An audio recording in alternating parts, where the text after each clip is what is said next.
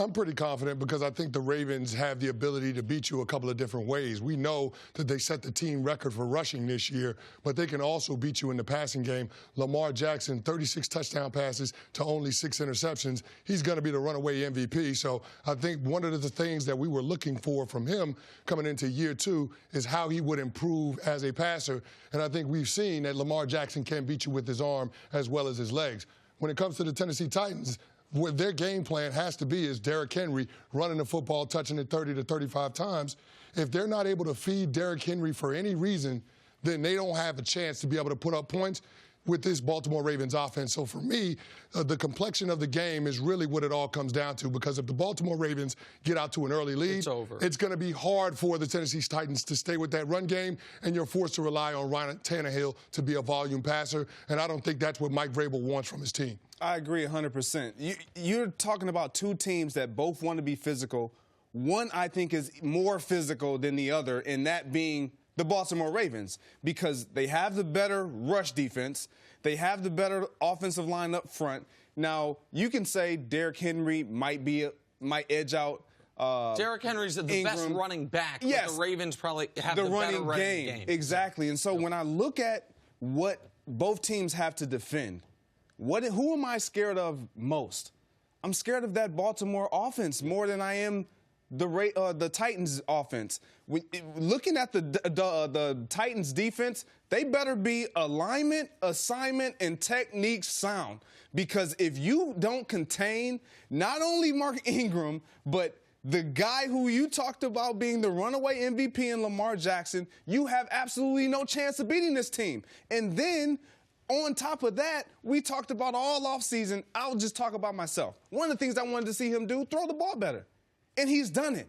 He's throwing it with confidence. He understands when to throw it. And he has a tight end in Mark Andrews that will get open. He's got 3 tight ends. Yes. And he understands when to throw it, how to throw it. And that all is a testament to their offensive coordinator, Greg Roman, putting them in the best position. But he threw it against lesser competition. Well, and now you're playing a team like the Titans. Can you still be as successful?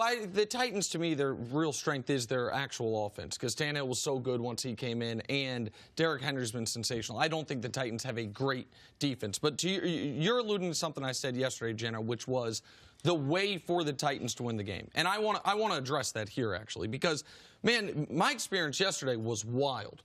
Because I have been one of the most vocal Lamar supporters since he declared for the draft of anybody.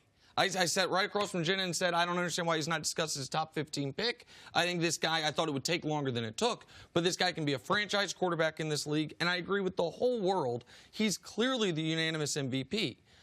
What I said yesterday was, and I will say again, as upset as the Lamar hive was at me or remains at me, if you say we are going to try to take a little of everything away from Baltimore, you will take nothing away from them and be trounced. If you say we're going to try to take away the downfield passing and the intermediate passing and still give ourselves a fighting shot against the running game, that is how you get beat 45-6. That is how you get embarrassed. The only hope Tennessee has is to dare Lamar to beat them deep down the field and outside the hashes. I am not saying he can't do it. I'm saying you have no shot if you have any other approach. Now, Lamar, as sensational as he's been, I will say it again, the one spot he has been weakest is passing to receivers. Look at their receiver numbers. Now, you could argue it's because he hasn't had to. You can argue it's because they've been so good running the ball, the tight ends have been so good, all of it. Fine. But if Lamar is effective deep down the field passing the football in these playoffs, the Ravens not only will win the Super Bowl, they will coast to the Super Bowl. The defense, since the addition of Marcus Peters and since Earl Thomas has, I think, fully gotten the system, Wink Martindale's done some of his magic, the defense all of a sudden is top 10 defense. The running game is one of the best in the history of football, and Lamar's as dynamic of a weapon as we've seen in recent times. If he also is a consistent deep passer, you can't beat them. Then they have no weaknesses. By the way, they got the greatest kicker I've ever seen. Yes. So the point that I was making yesterday, I will make again, is when you see that he had combined, I think, 250 passing yards against Buffalo and the Niners, which is what you're alluding to, and those were close-ish games. The Niners game really close, Buffalo kind of close. You say, okay, That is how you maybe slow down the #1 offense in football, is dedicate all your personnel to the run. And if he's having a good passing game, you're going to lose. But it's the only hope you have. The other hope I think Tennessee has, which is minor and they can't really affect it, how much rust will Baltimore have early in this football game? Can Tennessee jump out to a lead because Baltimore had the bye and rested guys in Week 17? So the hottest team in football hasn't played their most important players in 3 weeks.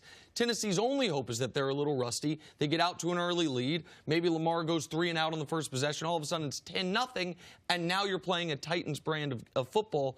That is the path to victory. It's a small one, but that's the one that exists for Tennessee. Yeah, there is a small path to victory for them, and let's not say that the Baltimore Ravens defense is unbeatable, because in the run game, the Baltimore Ravens, even though they're a top 10 group, when you look at yards per carry, they're 21st. So, I mean, you can see that the Baltimore Ravens run defense is in the top 10 because their offense is scoring so many points, and the opposing team has to get away from the run game. They got to throw the football. So if the Tennessee Titans somehow, some way can get an early lead in this game and stay with the run game, then I think they got a shot. Again, if you get Derrick Henry north of 30 carries and you're able to stay with it and you're getting the production, then I think you have a chance to make this a fourth quarter game, and then we'll see what can happen. But the Baltimore Ravens are a team that can blow the doors off you. Yes. I mean, they've got 2 all-pros in that secondary, so it's going to be hard for Ryan Tannehill and A.J. Brown to get anything going in the passing game. I think it has to be with their defense selling out to hit Lamar Jackson, not necessarily trying to stop the run, but hit Lamar Jackson and talk the Ravens out of a quarterback-led run game, and then on the offensive side of the ball, being able to feed Derrick Henry, because they're 7-0 when Derrick Henry rushes for over 100 yards. We saw that last weekend. So I think if the Tennessee Titans can do both of those things, on offense, run the ball with Derrick Henry, defensively hit Lamar Jackson early and often, I think they got a shot. That is the only shot that they have. And I'll say this, and I'll let you go, Jenna. They gave up 3 100-yard rushers this year. They lost 2 of those games, the Baltimore Ravens. Nick Chubb and Monser from I'm sorry, they didn't even lose both of those games. Because they lost to the Chiefs. They didn't lose it. Yeah, they lost to the Chiefs. And Joe Mixon from the Bengals. The one game against the 49ers was in a monsoon. So to your Lamar Jackson throwing its combination against the Bills, and he kind of had to hand the ball off. You weren't throwing in those conditions.